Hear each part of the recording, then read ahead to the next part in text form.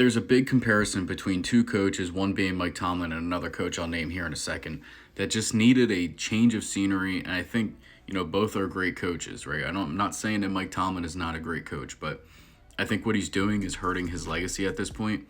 And another coach did this about 10 years ago that I think, had to change of scenery and worked out immensely for him. That coach being Andy Reid when he left the Philadelphia Eagles. He needed a major change of scenery, and again was a great coach for the Philadelphia Eagles. But his time was over in Philly, right? He just needed to go somewhere else and be a head coach somewhere else. And I think that's what Mike Tomlin needs to do as well.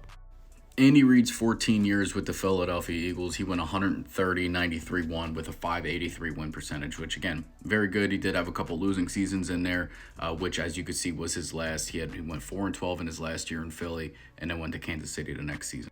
And in Mike Tomlin's 19 seasons with the Pittsburgh Steelers, he's 189, 113, and 2 with a 625 win percentage, one of the best in the NFL history, honestly.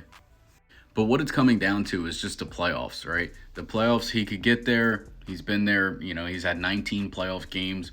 He's only won 8.